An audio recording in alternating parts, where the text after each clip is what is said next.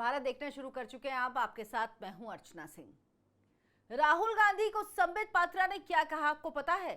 कहा राहुल गांधी गद्दार हैं, उच्च दर्जे के गद्दार हैं और देशद्रोही हैं। इतनी बड़ी बात कह दी। कांग्रेस पार्टी को तो तुरंत केस करना चाहिए, कांग्रेस पार्टी को तुरंत मानहानि का मुकदमा करना चाहिए। लेकिन बेचारी कांग्रेस पार्टी, बेचारे राहुल गांधी जा नहीं पा रहे हैं कोर्ट। क्या कह रहे हैं? इतनी बड़ी बात कैसे सुन सकते हैं? मुझे तो यही आश्चर्य हो रहा है। इसका मतलब दाल में काला नहीं, बल्कि ये पूरी दाल ही काली है। क्या है ये दाल? कौन काला है इस दाल में? और क्या डर है कांग्रेस पार्टी को? क्यों एक बीच का रास्ता देख रहे हैं, जबकि उनके सबसे बड़े नेता पर, जो विपक्ष का नेता है लोकसभा में, और गांधी परिवार की चरण चुंबन वंदना करने के अलावा कांग्रेस पार्टी के पास और काम भी नहीं है। लेकिन वो कांग्रेस पार्टी जिसके पास बड़के बड़के वकीलों की फौज है, जो राम मंदिर के मुद्दे पर लड़े पहुंच जाते हैं, जो केजरीवाल का हर केस लड़ते हैं। हालांकि ये बात अलग है कि अब जब उनकी पार्टी से सांसद नहीं है तो वो दूसरी पार्टियों में चले गए हैं, लेकिन फिर भी राहुल गांधी उनके लिए तो कोई भी केस लड़ेगा जी। लेकिन राहुल गांधी कोर्ट नहीं जा रही है। पूरी खबर आपको इस वीडियो में बताऊंगी, लेकिन उससे पहले आपसे गुजारिश है, हमारे चैनल को सब्सक्राइब जरूर कीजिए। अगर आपको वीडियो का कंटेंट पसंद आए तो इसे ज्यादा से ज्यादा लोगों तक पहुंचाइए, शेयर कीजिए। दरअसल संबित पात्रा ने एक प्रेस कॉन्फ्रेंस की। प्रेस कॉन्फ्रेंस कर कहा कि राहुल गांधी देशद्रोही हैं, उच्च दर्जे के गद्दार। मतलब ये नहीं कहा कि गद्दार हैं, उच्च दर्जे के गद्दार हैं। लेकिन कांग्रेस पार्टी पता है क्या कर रही है? कांग्रेस पार्टी रो रही है।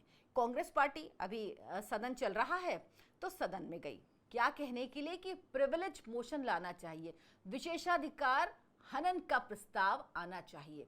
अब बताइए, ये तो तब होता ना जब संबित पात्रा ने ये बात कहां कही होती। संबित पात्रा ने ये बात अगर सदन में कही होती, संबित पात्रा ने तो 5 दिसंबर को प्रेस कॉन्फ्रेंस करके खुलेआम ये कहा है कि राहुल गांधी देशद्रोही उच्च दर्जे के गद्दार हैं। कांग्रेस पार्टी को या तो इन बातों का मतलब नहीं पता, या उनको फर्क नहीं पड़ता, या कुछ तो बात है जिसकी पर्देदारी है और जिसकी घबराहट है कांग्रेस पार्टी में, इसीलिए वो कोर्ट नहीं जा रही है।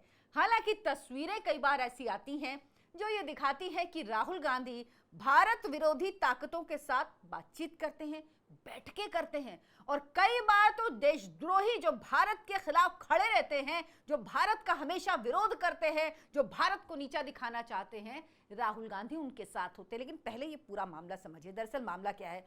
जॉर्ज सोरोस की है ओपन सोसाइटी फाउंडेशन, ये आपको पता ही होगा, इसका जिक्र कई बार होता है। ये फंडिंग करती है OCCRP। OCCRP क्या है? ये एक न्यूज पोर्टल है। इसका फुल फॉर्म है the organised crime and corruption reporting project, OCCRP।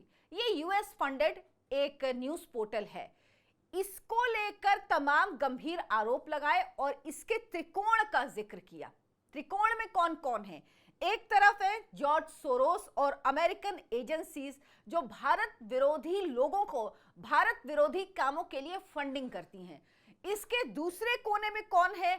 OCCRP, यानी ये न्यूज पोर्टल है जो ऐसे जो नैरेटिव होते हैं उनको बढ़ाता है, उनको आगे भेजता है। और OCCRP ने अभी तक कौन कौन से नैरेटिव को चलाया, कौन कौन सी खबर को ऐसे छापा, जिसके बाद ये इन खबरों को राहुल गांधी ने उठाया, ये आपको बताऊंगी। और जो तीसरा ट्रायंगल का तीसरा एंगल है वो है राहुल गांधी जो इनके साथ हैं। यानी ये ट्रायंगल है जॉर्ज सोरोस, OCCRP और राहुल गांधी। इस ट्रायंगल का जिक्र किया। मैं आपको पूरी बात बताऊंगी, आप सुनिए, आप खुद तय करिए कि वाकई ये सच है या नहीं। आप अपने आप तय कर लीजिए। दरअसल फ्रांस का एक न्यूज़पेपर है, उसने एक रिपोर्ट की जिसका टाइटल है the hidden links between a giant of investigative journalism and the US government. इसमें यह कहा गया है कि जॉर्ज सोरोस OCCRP को फंडिंग करता है, यानी ये वेबसाइट जो है इसको जॉर्ज सोरोस फंडिंग करता है। इस रिपोर्ट में कहा गया है कि भारत की विकास यात्रा पर सीक्रेट अटैक करने के लिए ये संस्था काम करती है और जब ओसीसीआरपी को तकलीफ होती है तो राहुल गांधी रोते हैं और जब राहुल गांधी रोते हैं तो ओसीसीआरपी को तकलीफ होती है। ये इंटरकनेक्शन है इन दोनों का। ये बातें हवा हवाई नहीं है। कुछ ताकतें ऐसी हैं, आप जानते हैं, जो हमारे देश को तोड़ना चाहती हैं, हमारे देश की एकता को खंडित करना चाहती हैं, हमारे देश की विकास की यात्रा को रोकना चाहती हैं। राहुल गांधी उन लोगों के साथ दिखाई देते हैं और मैं कह रही हूं, बार बार कह रही हूं कि अगर बीजेपी झूठ बोल रही है तो कांग्रेस पार्टी अभी तक किस बात का इंतजार कर रही है। इतना बड़ा आरोप लगाने के बाद, सुनने के बाद ये लोग रो रहे हैं कि नहीं जी नहीं, ऐसा है ना कि आप ये करिए, आप विशेषाधिकार हनन, माफी मांगनी चाहिए उनको। भाई क्यों? सदन के बाहर का है ना, जाइए कोर्ट में जाइए, साबित करिए। अगर एक कोर्ट चलेगा ना, इनकी छीछा लेदर हो जाएगी। ऐसे ऐसे सबूत हैं जिनके डर से कांग्रेस पार्टी कोर्ट नहीं जा रही है, लेकिन मैं कहूंगी जाना चाहिए। ओसीसीआरपी और राहुल गांधी का कनेक्शन क्या है? क्योंकि ओसीसीआरपी जॉर्ज सोरोस के फाउंडेशन से फंडिंग उठाती है। क्या कनेक्शन है ये आपको बताती हूं। दरअसल राहुल गांधी और जॉर्ज सोरोस एक हैं, ये कांग्रेस पार्टी कह रही है। सोरोस अपना एजेंडा पूरे करने के लिए जो चाहते हैं, राहुल गांधी वो ही करते हैं। दोनों भारत के हितों को नुकसान पहुंचाना चाहते हैं। सोचिए कितनी बड़ी बड़ी बात कह रहे हैं, लेकिन ये लोग कोर्ट नहीं गए हैं।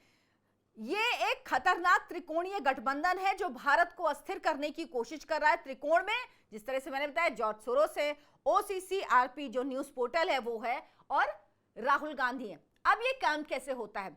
ओसीसीआरपी को फंडिंग कौन करता है? George Soros. तो वो किसके एजेंडे पे चलती है? भारत तोड़ने के एजेंडे पे। ये मैं आपको पूरी चीजें बताऊंगी तो आपको समझ में आएगा कि क्यों ऐसा कह रही हूं और क्यों ये बातों में तथ्य नजर आ रहा है। दरअसल जो फंडिंग मिलती है उसके जरिए ये फाउंडेशन क्या करती है? ये फाउंडेशन ओसीसीआरपी जो है, ये जो मुद्दे लाती है, जो लिखती है, उसको राहुल गांधी आगे बढ़ाते हैं। जॉर्ज सोरोस फंडिंग करके ओसीसीआरपी को कहती है कि ये मुद्दे हैं और उन मुद्दों को राहुल गांधी आगे बढ़ाते हैं। अब आपको एक एक मुद्दा बताती है और आप रिकॉल करते चलिए, आपको याद आएगा कि वाकई ये बात सही है या नहीं। 1 जुलाई 2021 को ओसीसीआरपी ने बताया कि ब्राजील ने भारत से कोवैक्सीन के लिए $324 मिलियन के सौदे से हाथ खींच लिया। 2 जुलाई को कांग्रेस ने तुरंत ओसीसीआरपी में 1 जुलाई को छपा, 2 को कांग्रेस ने इसे मुद्दा बना लिया। हालांकि बड़ी बात पता है क्या है? यह खबर जून में छप चुकी थी। जब जो खबर जून में छप चुकी है, जब कहीं और छपी तो राहुल गांधी ने उसको मुद्दा नहीं बनाया, कांग्रेस पार्टी ने उसका मुद्दा नहीं बनाया, लेकिन ओसीसीआरपी में जैसे ही छपी वैसे ही मुद्दा बना लिया। क्यों भाई? क्यों? क्योंकि वहां से सप्लाई इधर भी आती है, उधर भी आती है। त्रिकोण है ना, त्रिकोण है। ऊपर ये समझ लीजिए त्रिकोण ऐसा है, यहां पे जॉर्ज सोरोस है, यहां पे भी गया, यहां पे भी गया। इन दोनों को नैरेटिव सेट करना है। यहां से पैसा आया, यहां गया। लग तो यही रहा है ना। तभी तो जो रिपोर्ट जून में छपी किसी और अखबार में, किसी और पोर्टल में, आपने उस पर ध्यान नहीं दिया, लेकिन जैसे ही वो छपती है ओसीसीआरपी में, तुरंत कांग्रेस पार्टी, राहुल गांधी उछलने लगते हैं। उसके बाद अडानी का मामला, 18 जुलाई 2021 को ओसीसीआरपी ने पेगासस विवाद की शुरुआत की और 19 जुलाई से कांग्रेस ने इस मुद्दे को उठाना शुरू कर दिया। आप देखते जाइए, एक के बाद एक मुद्दा। अडानी समूह के खिलाफ भी ओसीसीआरपी ने हमले शुरू किए। उसके बाद कांग्रेस पार्टी ने इसी मुद्दे को उठाया और सवाल करना शुरू कर दिया। हालांकि पेगासस वाला मामला आपको पता ही होगा, जिसमें उछल रहे थे, वो भी ओसीसीआरपी की रिपोर्ट थी, जिसे बाद में सुप्रीम कोर्ट ने कहा कि यह मामला गलत है। और एक नाम आपने सुना होगा, राहुल गांधी की भारत जोड़ो यात्रा के दौरान भी, सलिल शेट्टी, ये राहुल गांधी की भारत जोड़ो यात्रा के दौरान दिखे थे और ये जो जॉर्ज सोरोस की संस्था है उसके वाइस प्रेसिडेंट हैं, राहुल गांधी की भारत जोड़ो यात्रा में थे। मैं हमेशा से कहती रही हूं कि भारत टूटा कब था राहुल जी, जो आप जोड़ने निकले थे। दरअसल ये भारत को तोड़ने की साजिश थी, इसलिए ऐसे लोग राहुल गांधी के साथ नजर आते हैं। इसके अलावा जो मुशीफुकुल फजल अंसारी है, ये राहुल गांधी से मिला था, राहुल गांधी ने इससे मुलाकात की थी। ये भारत के खिलाफ एजेंडा चलाता है, बांग्लादेशी पत्रकार है, भारत के खिलाफ एजेंडा चलाने के लिए मशहूर है ये व्यक्ति। इससे राहुल गांधी मुलाकात करते हैं। राहुल गांधी हर ऐसे व्यक्ति से ही क्यों मिलते हैं जो भारत के राष्ट्रीय हितों के खिलाफ होता है, जो हमारे देश को तोड़ना चाहता है, जो हमारे देश की एकता अखंडता को खंडित करना चाहता है। एक और नाम है आनंद मंगनाले। आनंद मंगनाले कौन है? यह व्यक्ति वो है जो दिल्ली दंगे के लिए शर्जिल इमाम को जो फंडिंग हुई थी चीन से, वो इस व्यक्ति ने मुहैया कराई थी। तो ये सारे नाम हैं।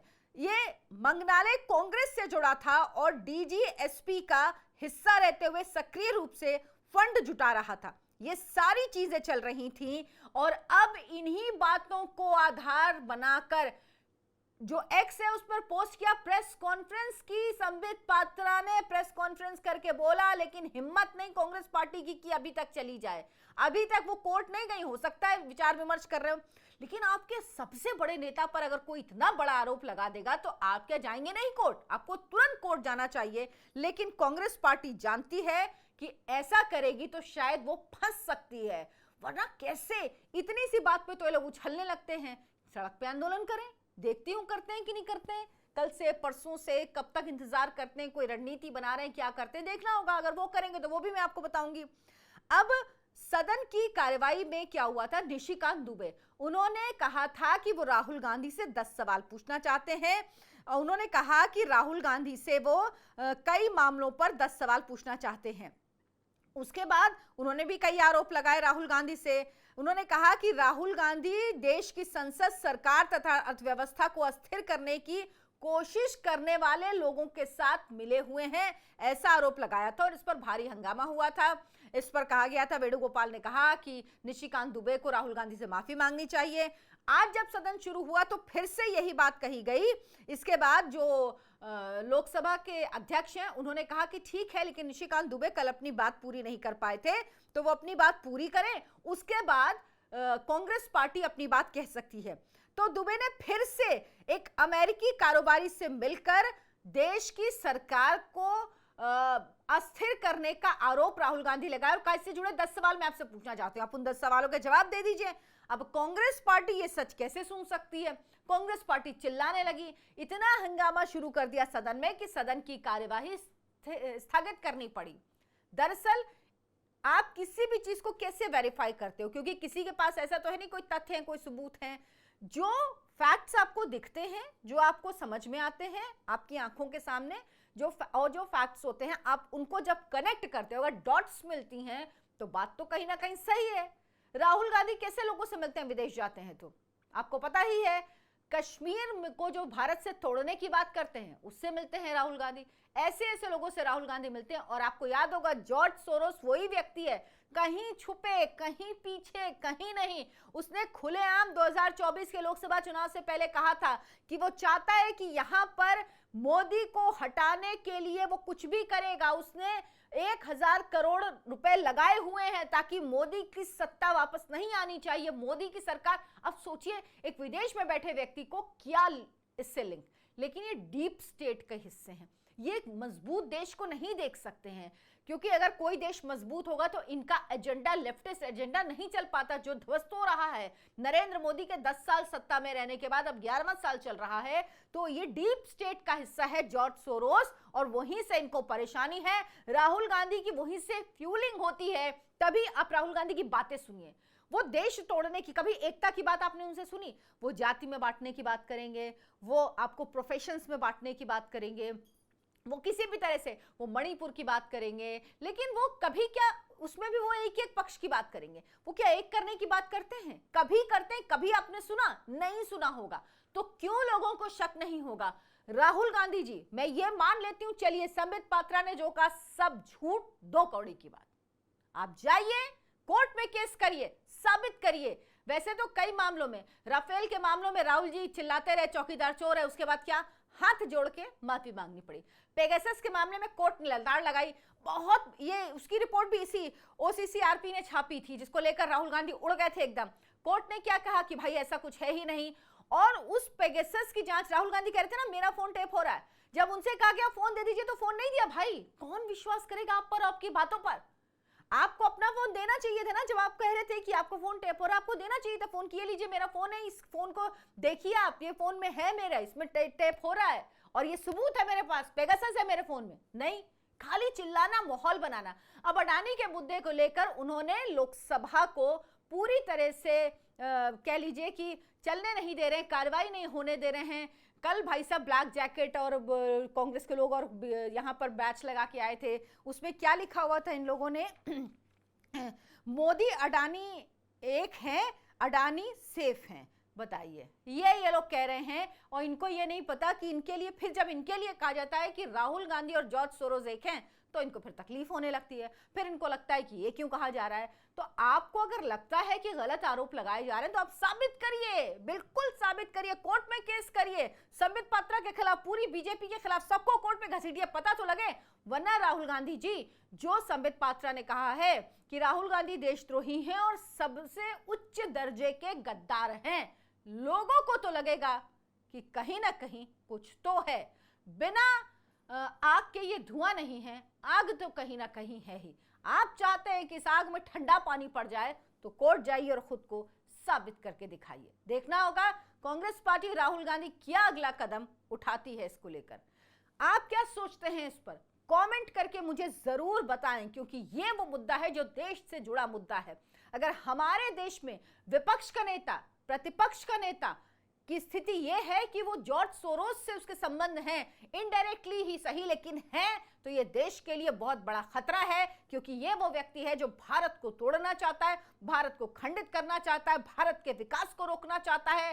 तभी इसका एक टारगेट है कि नरेंद्र मोदी हट जाएं, नरेंद्र मोदी देश के प्रधानमंत्री ना बने। लेकिन वो कहते हैं ना, बिल्ली के भाग से छीका नहीं फूटता।